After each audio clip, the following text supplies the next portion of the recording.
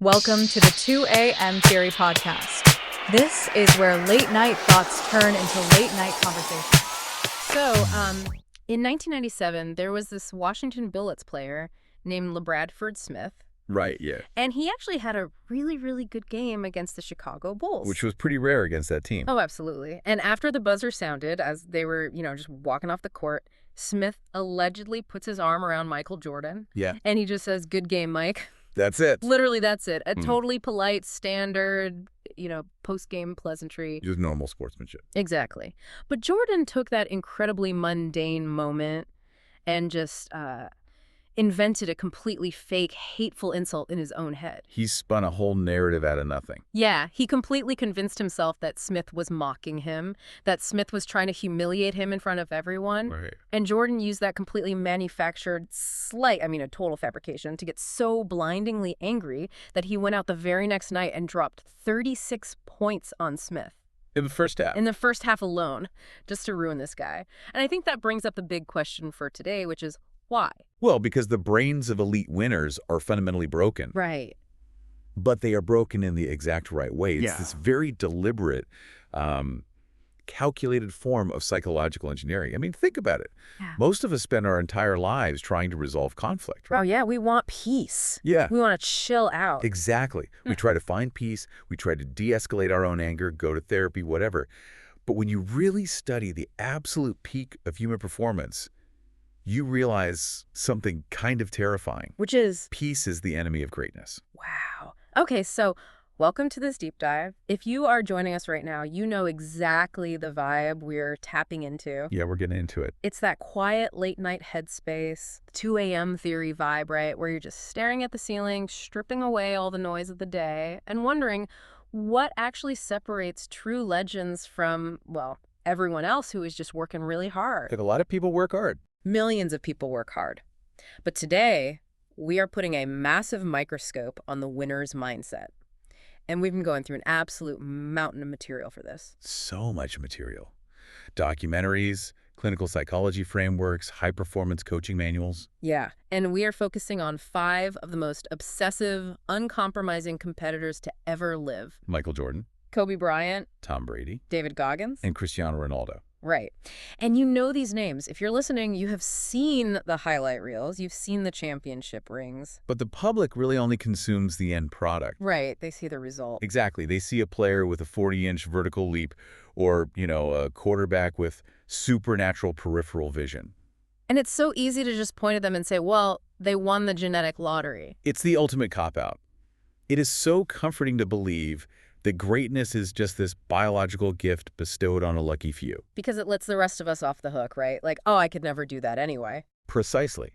But when you actually synthesize the behavioral data on these 5 specific men, that whole physical genetics argument just breaks down completely. Because physical traits don't explain 20 years of dominance. No, they don't. They don't explain the psychotic level of repetition every single day. So if you're listening to this right now, the central mystery we are unpacking here is this. Are champions born fundamentally different, or do they just make radically different, honestly agonizing choices every single day? Choices that compound over time. Right. Choices that compound so violently that they eventually just look like superhumans to the rest of us. And the evidence points entirely to the choices. Okay, so let's break this down, because I know you have a framework for this. Yeah, so if we visualize a pyramid, the architecture of this whole mindset becomes really clear. A pyramid. Okay. Right. And at the center of this pyramid, like the core load-bearing pillar holding the whole thing up, is an absolute uncompromising obsession with relentless self-improvement. Relentless, like never turning it off. Never. But that obsession is expressed in 5 distinct stages by these 5 guys. Okay, walk me through the stages. So first you need the spark. Then you need the vessel to hold it. Right. Then you need the biological endurance to sustain it. Yeah. Then the psychological fail-safe for when things go wrong. And finally, you need the identity.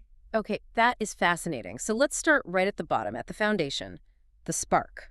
Yeah, the raw fuel. Because before you master any craft, before you can build a 20-year career, you literally just need the fuel to push yourself out the door when nobody is watching, right? Exactly. And for Michael Jordan, that raw fuel was just pure, unadulterated competition. Just absolute fire. Yeah. We all know the '98 footage from The Last Dance. We know he was intense.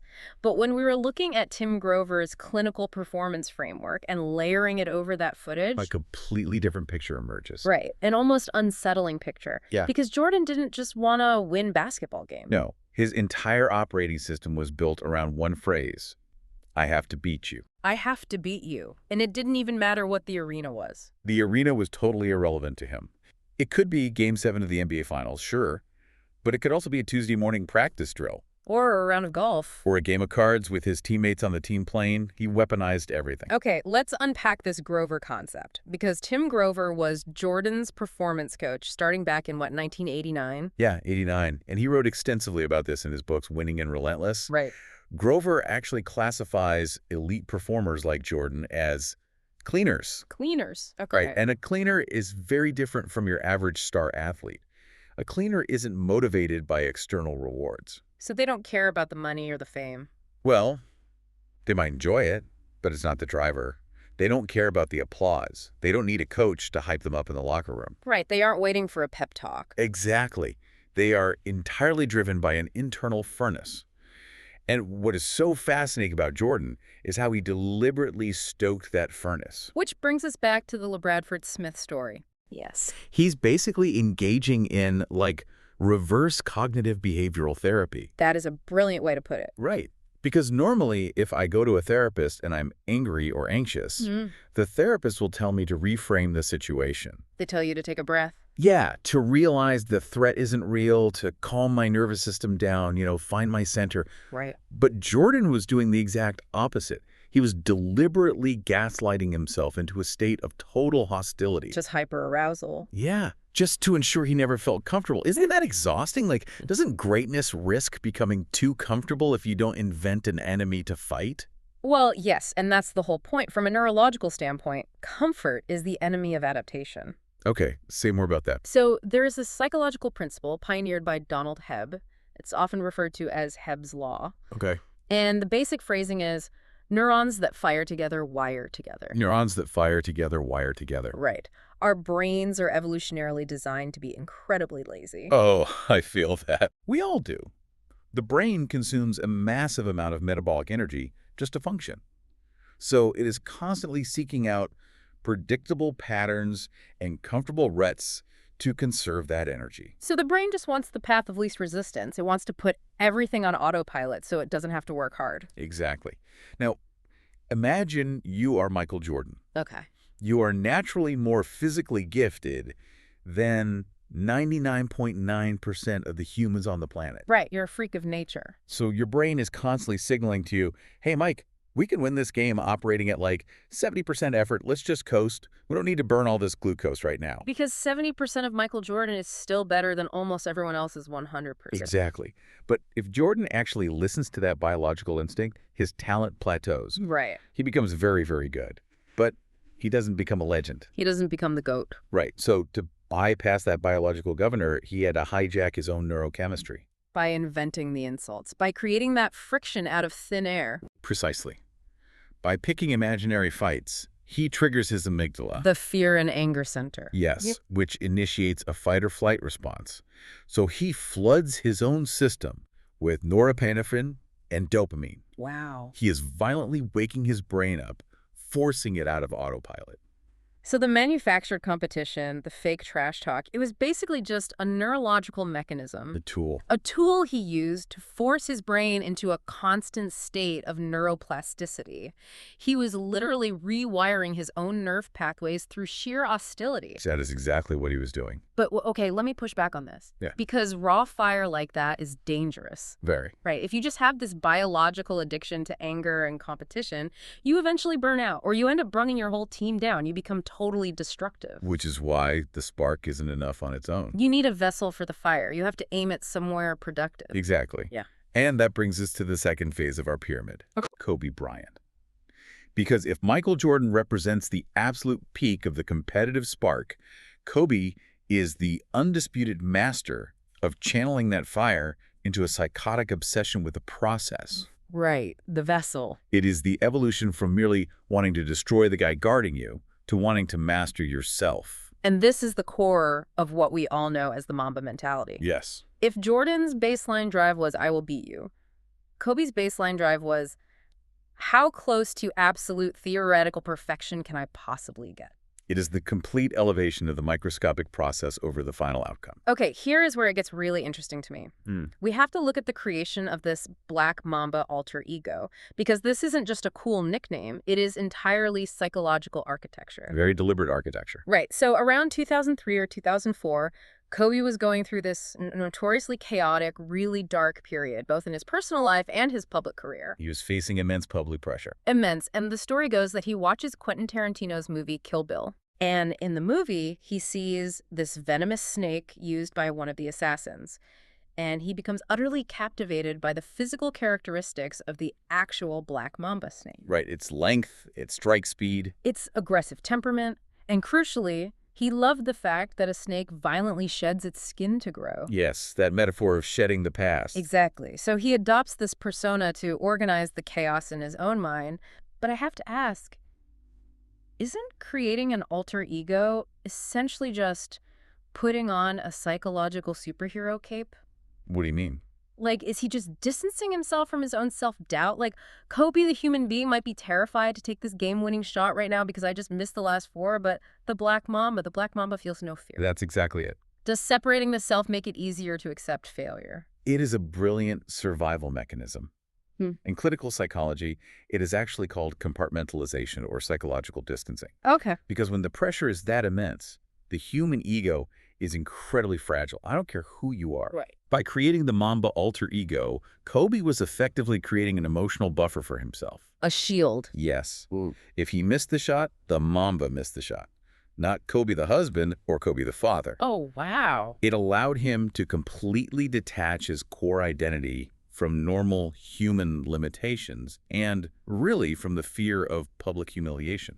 And that lack of fear regarding humiliation is what unlocked his ability to learn at a rate that just baffled everyone around him. His learning curve was insane. Because the stories of his practice routines, they sound like pure mythology, but they are clinically documented facts. Yeah, they're verified by multiple trainers. Like he would warm up for a regular practice, Yeah. not a game, a practice, from 4:15 in the morning until 11:00 a.m. Just the warm-up. Just the warm-up. And he told trainers he wouldn't leave the floor until he made exactly 800 jump shots. And we really need to emphasize the word made here. Right, not taken, made. Because taking 800 shots, that is just an exercise in physical condition. Yeah, you just throw the ball up. But making 800 shots is an exercise in extreme cognitive focus. Why? Think about the biomechanics. When you get to shot number 750, your legs are completely gone. Oh, yeah, you have nothing left. Your triceps are burning. Your lactic acid is spiking through the roof. Your physical form desperately wants to break down. Because you're exhausted. Exactly. Yeah. To maintain the exact biomechanical alignment required to make the ball go perfectly through that hoop when you were that deeply exhausted. Yeah. It actually requires a thickening of the myelin sheath in the brain. Wait, the myelin sheath? Yeah, it's the insulating layer around your nerves. He was literally insulating his neural pathways through repetition so that his physical form would hold up under extreme fatigue. So he's bulletproofing his brain so his body won't quit. Exactly. But the obsession didn't stop at the three-point line. And honestly, this is what I find so fascinating about Kobe.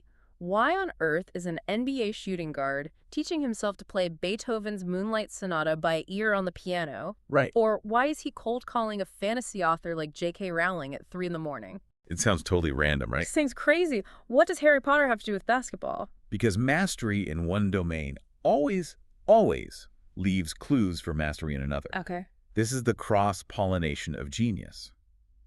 Kobe wasn't calling J.K. Rowling to ask about wizards or magic wands. Right. He was calling her to dissect the raw mechanics of storytelling. Storytelling. He wanted to understand narrative arcs, he wanted to understand character development, Yeah. and crucially, how a writer builds unbearable tension before a climax. Wait. Are you saying he was studying narrative structure so he could apply it to the emotional rhythm of a 7-game playoff series? That is exactly what he was doing. That is insane. Think about it. A playoff series isn't just physical basketball. It is psychological and emotional warfare. Yeah. There is a hero's journey happening on that court. There are setbacks. There is rising action. There is a climax in Game 7. Oh my God. If you understand how tension affects human psychology, You understand exactly how to break your opponent's will in the fourth quarter. Because you know the story they're telling themselves. Exactly. And the same goes for Beethoven. He studied classical music to understand rhythm, tempo, pacing. The rhythm of the game. Yes. He understood that excellence is totally agnostic. It does not matter if it's music, literature, or basketball. The underlying physics of perfection are exactly the same. Okay, but to pursue perfection that aggressively outside of your normal field, you have to be willing to look like an absolute fool during the learning process. You have to embrace looking stupid. Right. You can't learn to play Beethoven by ear without hitting thousands of wrong, awful-sounding notes. You just can't. No, you sound terrible for months. So where did that psychological safety come from for him? Because to fail that much requires serious armor. To understand that, we actually have to rewind all the way back to his rookie year. Okay, the 1997 playoffs. Yes, he is 18 years old. Barely out of high school. He's in a high-stakes playoff game against the Utah Jazz. The season is literally on the line. And he shoots 4 air balls in the defining moments of the game.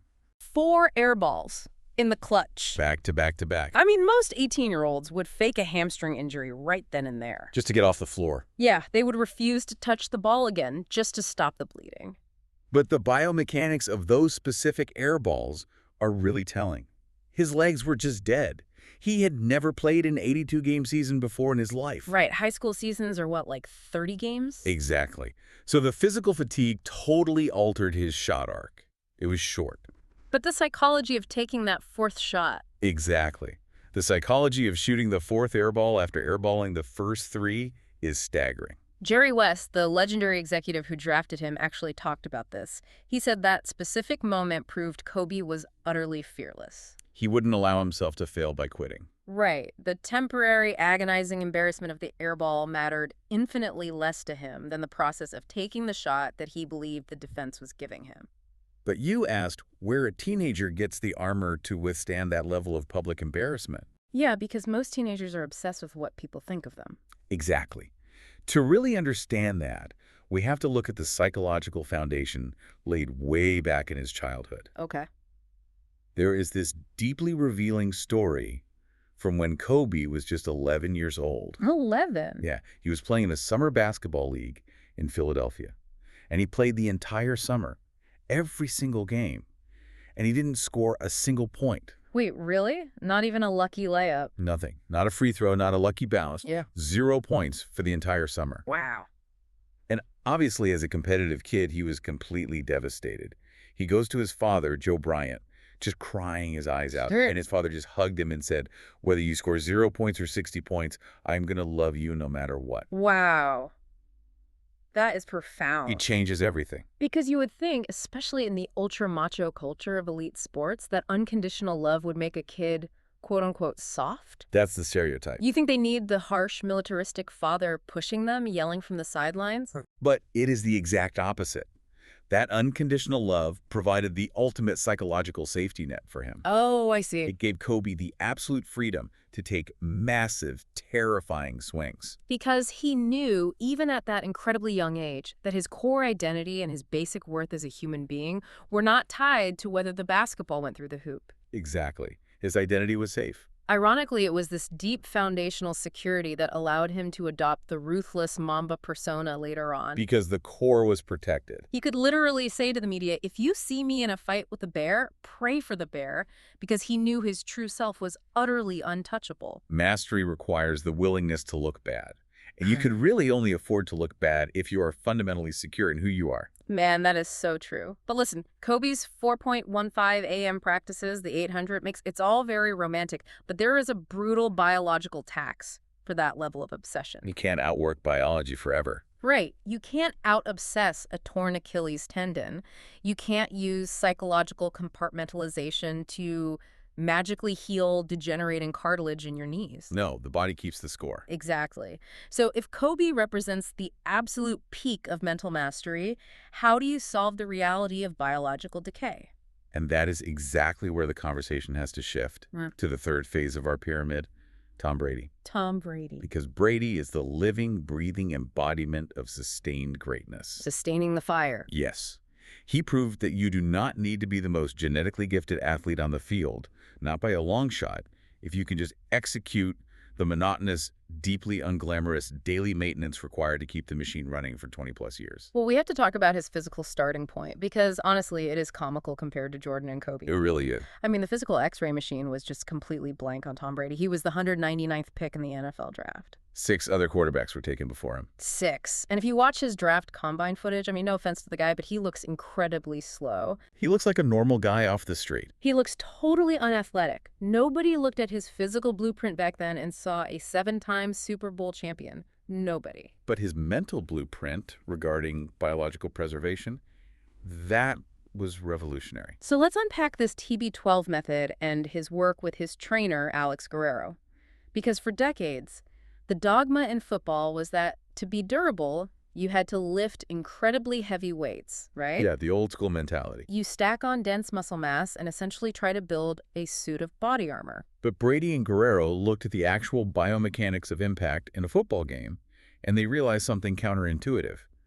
Dense, stiff muscle actually tears under extreme force. Yeah, because it has no give. Exactly. So their entire philosophy pivoted away from mass and toward pliability. Okay, let's explain the actual mechanism here. Because pliability sounds like a fancy marketing buzzword for just stretching. Right, but it goes much, much deeper than stretching. It is all about the condition of the muscle fascia. Fascia. Yeah, the connective tissue that surrounds the muscles. When you get hit by a 250-pound linebacker moving at full speed, if your muscles are dense and stiff, the force of that impact has absolutely nowhere to dissipate. So the tissue just rips. Exactly. Pliability focuses on keeping the muscles long, soft, and highly oxygenated so that they can absorb and disperse the force. Much like a shock absorber on a car. Perfect analogy. But you can't have pliable muscles if you have systemic cellular inflammation in your body. And that explains the psychotic lifestyle discipline. It explains everything. Because we aren't just talking about, you know, avoiding junk food or skipping dessert. No. We're talking about an intensely calculated alkaline to acidic dietary ratio. Like he strictly eliminated all nightshades. Yes. Tomatoes, eggplants, peppers, gone. Why? Why are tomatoes bad? Because nightshade vegetables contain specific alkaloids, specifically one called solanine. Solanine, okay. Now, for the vast majority of normal people, solanine is completely harmless. You eat a tomato, you're fine. Right, I love tomatoes. But for an elite athlete who is constantly sustaining microtraumas from physical impact every Sunday, those specific alkaloids can trigger a low-grade inflammatory immune response in the joints. Oh, wow. And inflammation causes the tissue to swell, which restricts the blood flow, which prevents cellular repair. Which makes the muscle stiff. Exactly. Brady was operating on a level of biochemical optimization where he viewed a normal tomato as a literal threat to his joint mobility. That is next level. And add to that the hydration protocol. He was drinking half his body weight in ounces of water every single day. Which is often over 150 ounces a day. It's massive. Yeah. So you have a life where every single micro decision, every meal, every drink is filtered strictly through the lens of cellular longevity. Well, let's rewind a bit because he didn't always have private chefs preparing alkaline diets. When he was at the University of Michigan, he was completely buried on the depth chart. He was a nobody. The coaching staff barely acknowledged he existed. He was getting like exactly 3 reps in practice. 3 snaps. 3 single chances to throw the football in an entire afternoon of practice. Now, if you are a highly competitive alpha male athlete, getting 3 reps is a massive insult. That's humiliating. It's the universe telling you that you simply do not matter. And most athletes in that exact scenario, they transfer schools immediately. Right, they hit the transfer portal. They blame the coach. They complain about locker room politics. They sulk on the bench. But Brady did something entirely different. He mentally reframed the scenario completely. He treated those 3 meager, insulting reps like they were the most important snaps in the history of football. A mindset shift. A lot of people compare this to compound interest, right? Like, start with a few pennies, don't miss a daily deposit, and eventually you own the bank. That's a common way to look at it. But I think a much more accurate mechanistic analogy is actually algorithmic training. Okay. Algorithmic. How so? Think about machine learning. If you feed an AI a massive amount of garbage data, it learns absolutely nothing. It just gets confused. Right. Bad inputs, bad outputs. But if you give it a tiny, incredibly pristine data set, it optimizes the model perfectly. Oh, I like that. Brady wasn't just trying to survive those 3 reps. He was optimizing his internal algorithm perfectly on a tiny data set. And because he perfected the 3, the coaches literally had no choice but to give him 5. And then the 5 became 10. Right. He built a 20-year NFL dynasty on the relentless execution of tiny, seemingly insulting opportunities. And he was only able to sustain that execution because he fundamentally changed his relationship with, quote-unquote, boring work. Okay, yeah. Because drinking 150 ounces of water and watching endless hours of grainy film is inherently boring. Very boring. To understand why Brady didn't just lose his mind doing that for 2 decades, you have to look at the psychological influence of his head coach, Bill Belichick. The Patriot way. Exactly. All right. Belichick's entire coaching philosophy was that championships are not won by the strength of the individual player. They are won by the strength of the unit. Do your job. Do your job. And Brady internalized this to his absolute core. So his strict diet and his endless pliability routines, they weren't seen as punishment. There were sacrifices. No, they were his fundamental responsibility to the unit. He was the architect of his own longevity. And man, he desperately needed it. Because people always forget, there was a brutal, grueling 10-year gap between his 3rd Super Bowl ring and his 4th. A whole decade. 10 years in the NFL is an eternity. Most careers don't even last 3 years. Right. It's a decade of playoff heartbreaks, of taking catastrophic hits to the knees, of watching younger, faster, stronger quarterbacks enter the league and take the spotlight. You simply do not survive a 10-year drought on sheer talent. You survive it on the routine. You survive it through a deeply ingrained positive cognitive framework. Which brings us to the ultimate display of this. Super Bowl LI against the Atlanta Falcons. 28-3. The Patriots are down 28-3 midway through the 3rd quarter. It is statistically the most insurmountable deficit in the history of the sport. The math said it was over. The cognitive load of panic in that specific moment would paralyze almost any normal human being. And just fold. But if you watch the documentary series Tom vs. Time, we see his exact mental preparation. He doesn't focus on the deficit. He reframes the trauma in real time. He changes the narrative. He starts telling himself the story of how magnificent the comeback is going to be.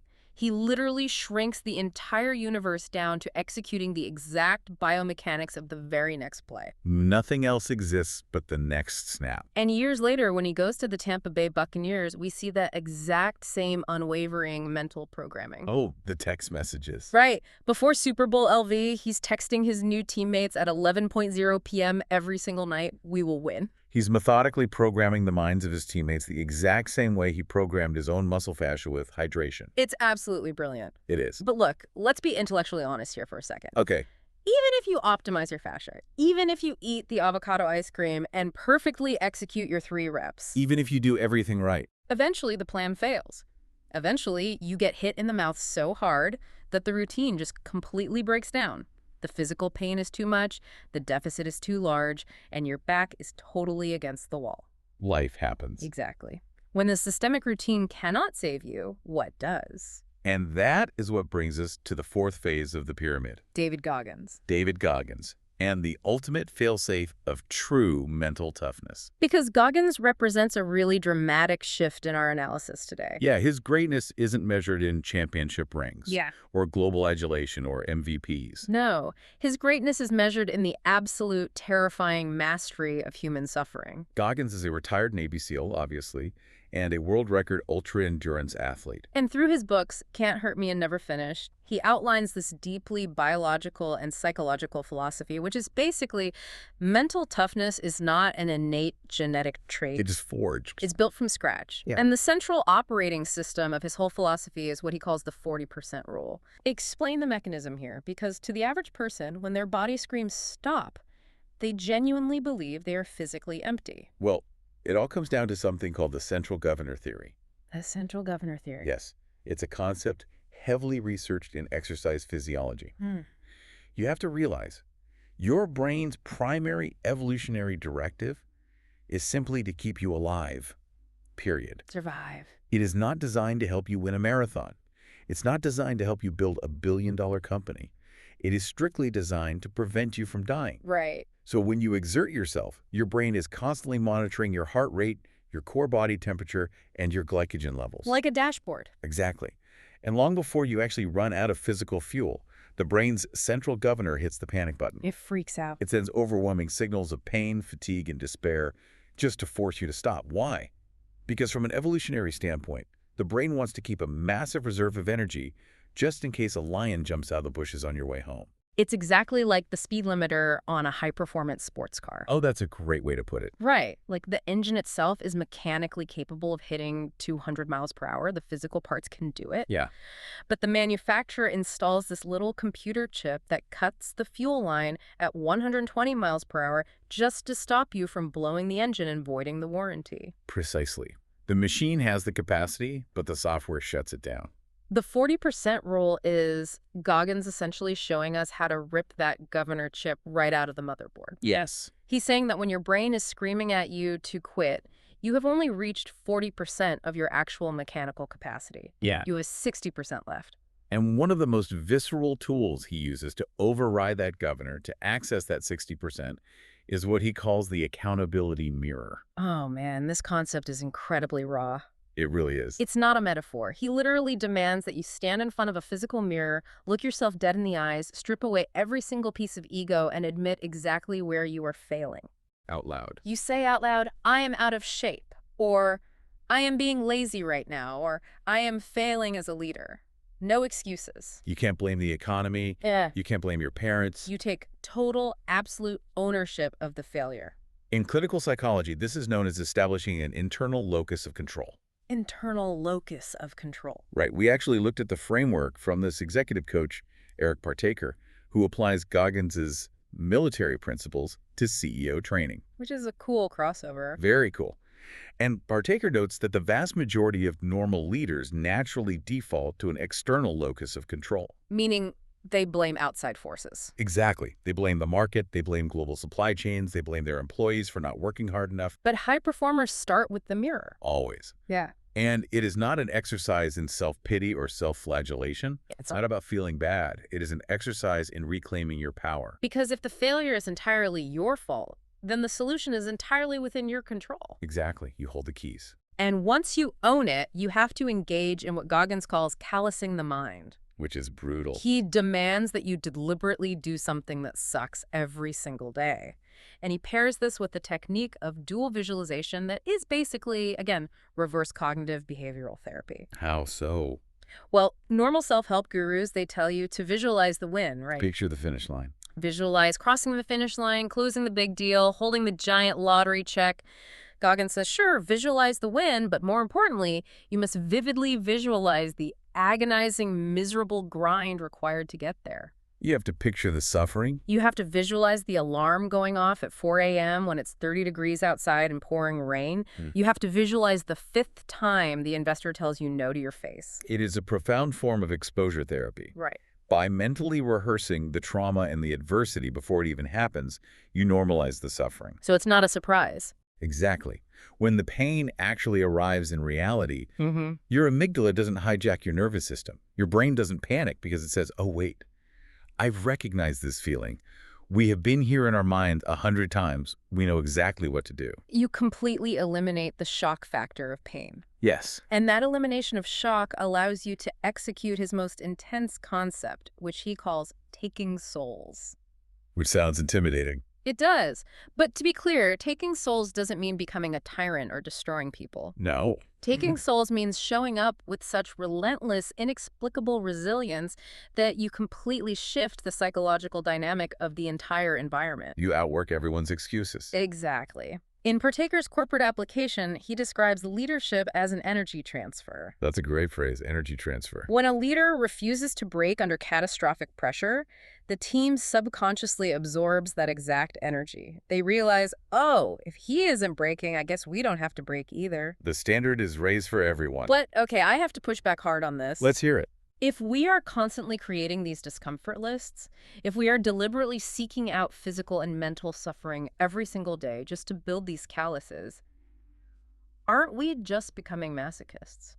That's a fair question. Where is the joy in a life where you are constantly looking for the next painful thing? That sounds miserable. It's a vital question. And the answer requires a complete redefinition of what comfort actually does to human potential. Okay, redefine it for me. The operating philosophy here is that comfort is a cage. a cage. When you organize your entire life around avoiding discomfort, you create a severe bottleneck for your own growth. Because you never stretch. Exactly. The joy for someone like David Goggins does not come from the suffering itself. He doesn't like being cold and wet. Right. It comes from the revelation of what exists on the other side of the suffering. It is about the radical self-discovery of your own capacity. Finding out who you really are. Yes.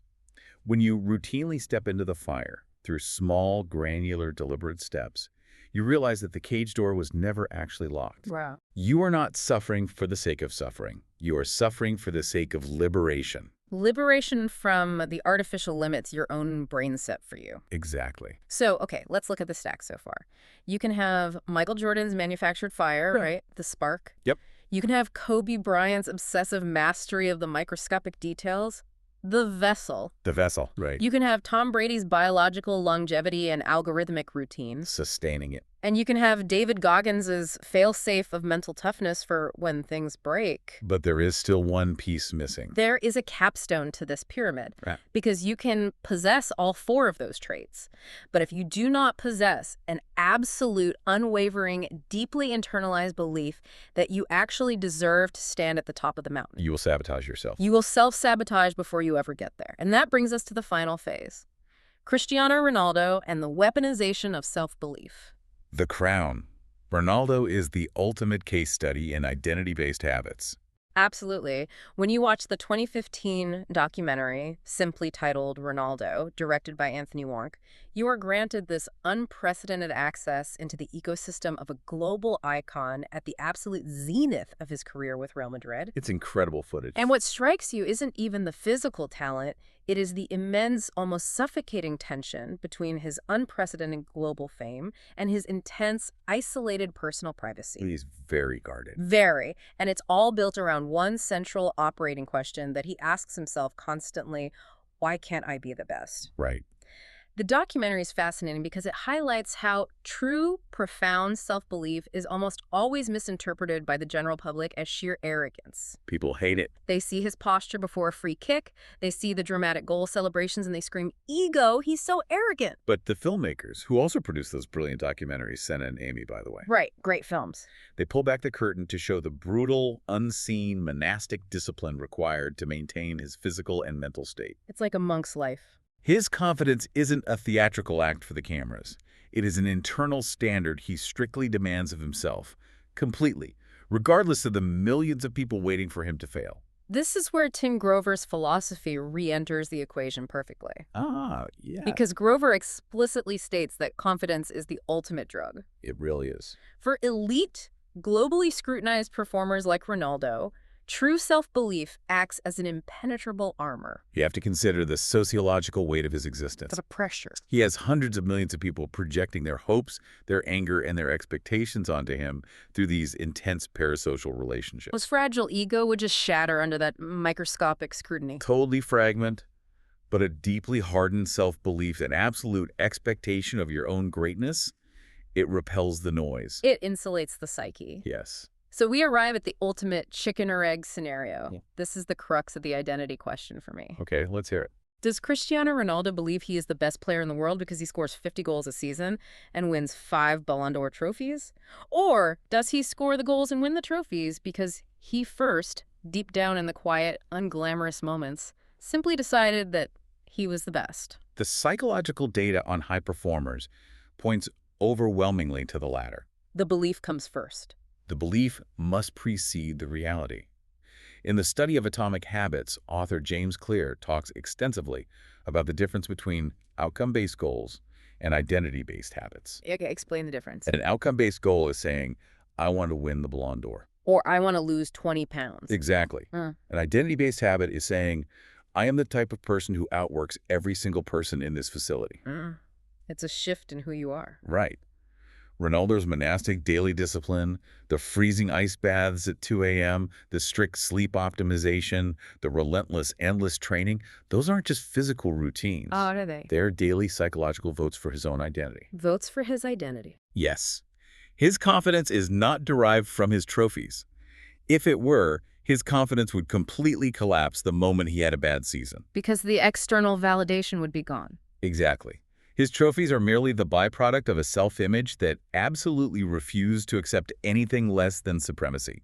He built the identity in the dark, and the external reality eventually just had to mold itself to fit that identity. Man, that is powerful. Which brings us perfectly to the grand synthesis of this entire deep dive. Pulling it all together. We have dismantled the psychology of greatness piece by piece. Let's look at the unified theory here. Let's do it. We are talking about Michael Jordan's manufactured competition hacking the nervous system. Plus, Kobe Bryant's compartmentalization and cross-pollination of mastery. Plus, Tom Brady's biological pliability and optimization of the microreps. Plus, David Goggins' total destruction of the central governor. Plus, Cristiano Ronaldo's identity-based armor. You combine those 5 mechanisms, and you have the definitive winner's mindset. It is a staggering psychological equation, but honestly, the real value of this analysis isn't just in observing these icons as if they are spectacular animals in a zoo, right? No, not at all. The value is in extracting the mechanics of their behavior and actually applying them to ourselves. Exactly. Right, because if we step back from the NBA hardwood, if we get off the pristine soccer pitches and out of the massive NFL stadiums, what is the ultimate takeaway for the listener who is tuning into this at 2 a.m.? Because most of us are not trying to win Super Bowls or Oscars. No. We are trying to launch a small business or navigate a brutal divorce or pass a medical board exam or just get our physical health back from the brink. Real life stuff. Right. How does the architecture of this mindset apply to normal, everyday human struggle? It applies perfectly because it answers the core mystery we presented at the very beginning of this deep dive. About whether champions are born or made. Yes. The absolute, undeniable truth revealed by all of these sources is this. Greatness is not a result of success. Greatness is not a result of success. Our society has the formula completely backward. We really do. The public sees the championship parade, they see the massive wealth, and they think, well, it's easy to be disciplined and confident when you were a billionaire with a trophy. It's easy to wake up at 4 a.m. when you're famous. Right. But for Jordan, Kobe, Brady, Goggins, and Ronaldo, the psychotic discipline, the manufactured friction, the 4.15 a.m. practices, the 3 reps treated like pure gold, the visualization of agony, all of that had to come first. It had to precede the fame. It had to be practiced daily, in total, utter obscurity, long before the external validation ever arrived. Success is merely the trailing indicator of a greatness that is practiced every single day. It's a daily, active practice. It is not a genetic lottery ticket you just get to cash in once. Oh. Mental toughness, emotional mastery, biological discipline, they aren't magical gifts bestowed upon you by the gods of talent. They are built in the smallest, most agonizingly mundane moments of your day. The boring moments. It is the friction of choosing to drink the water instead of the soda. It's the friction of sitting down to do the deep work when your brain is literally screaming at you to check your phone. It's the small choices. It is standing in front of that accountability mirror and keeping a quiet, unbreakable promise to yourself when literally no one else is watching and no one else cares. And that brings us to a final lingering question. A provocation. Yes, a provocation for everyone listening to mull over as they go about their day tomorrow or as they lie awake tonight. Let's hear it. If greatness is truly built on those microscopic daily decisions, and if the central governor theory is right, that you are currently only operating at 40% of your true mechanical capacity, Yeah.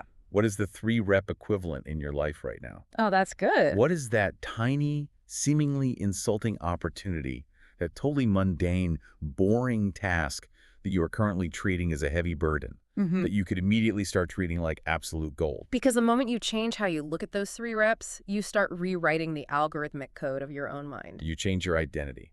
You realize that the X-ray machine isn't broken. It's just that the true architecture of greatness isn't found in the bones or the muscle fibers. It is found in the choices you make the exact moment the alarm goes off tomorrow morning. That's it. Thank you for joining us on this deep dive into the 2 a.m. theory. Keep questioning the friction, keep exploring your own governor, and keep pushing the absolute boundaries of your potential. We will catch you on the next one.